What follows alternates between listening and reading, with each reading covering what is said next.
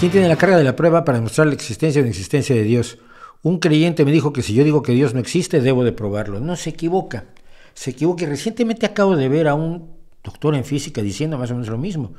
Que no basta, que no se puede pasar la carga de la prueba en algo tan importante. No, precisamente porque es importante es como se pasa la carga de la prueba. Yo no afirmo que Dios no existe, no creo que exista. No veo pruebas, las pruebas que me han ofrecido son malísimas. Las definiciones que me dan de Dios respecto, las cosas se definen según sus efectos. Si a mí me defines un Dios de cierta manera, como lo hace el Dios islamo judío-cristiano, y yo veo los efectos sobre la tierra, digo, pues no existe, porque el postulado no tiene los efectos que me anuncia. Ese es como el Reiki, ¿no? Si es que el Reiki cura el cáncer y no lo cura, pues el Reiki no sirve. Entonces, más o menos ahí estamos. La carga de la prueba es de quien afirma la existencia de algo, ya que la inexistencia de algo es difícil de probar, salvo en terrenos bastante acotados. Y para eso está la historia clásica del dragón en el garaje de Sagan. Voy a tratar de parafrasearlo aquí. Yo no puedo demostrar que aquí no hay un gato. A ver, tú ves, dices, pues no veo un gato. ¿Los gatos son visibles? No, pero es que este gato es invisible. Dices, bueno, a ver, entonces tenemos un gato invisible. Ya no es un gato al uso. Aquí no hay un gato como lo entendemos normalmente, en esta mesa aquí. Pero ya me llega uno de estos jesuitas o doctores en física jesuíticos, y me dice, no, pero es un gato invisible. Bueno, entonces, pues mira, ponemos aquí agua y cuando se mueva, pues sus patitas harán huellitas. No, porque es un gato inconsútil, no tiene materia. Bueno, pues pongo un termómetro y puedo ver aquí la variación de temperatura, pues su metabolismo es más caliente. No, es que este gato tiene un metabolismo que no emite calor. Sí, mira, tu gato y el gato que no existe son iguales. No, ni siquiera pues, o sea, pudiéndose demostrar que aquí no hay un gato al uso en esta mesa, siempre habrá un payaso que te haga reflexiones filosóficas como estas. Y con ello no ha demostrado que exista un gato a todo esto. Simplemente ha eludido la pregunta con artilugios retóricos cada vez más esperpénticos.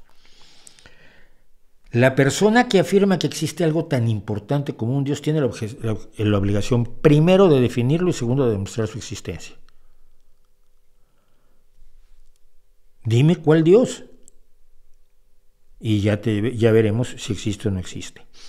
Pero la carga de la prueba corresponde siempre a quien afirma algo. Mira, si yo te digo que hay hombres lobo, es decir, personas que tienen una maldición según la cual en las noches de luna llena se convierten en lobos y solo pueden ser muertos con el disparo de una bala de plata en el corazón.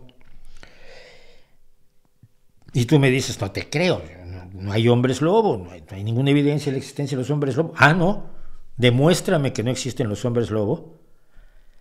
Lo miras y le dices, mira, ya no bebas, en fin, yo tengo cosas importantes que hacer, voy a ver, no sé, la película del Spider-Verse, lo que sea, pero me quiero alejar de ti, pero es un pesado. Y lo mismo ocurre con los religionistas.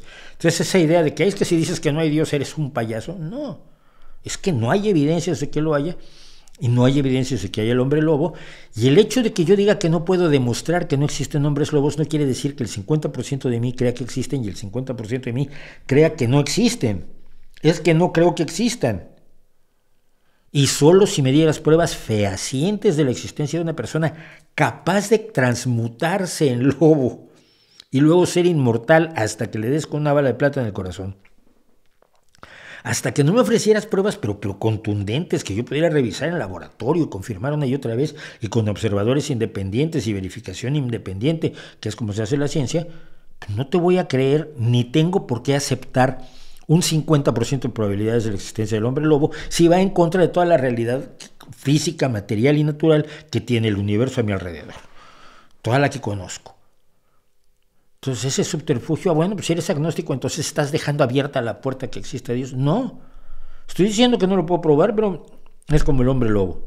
Dudo muchísimo que exista y no creo que haya ningún indicio de que exista y no hay ninguna puerta abierta a nada.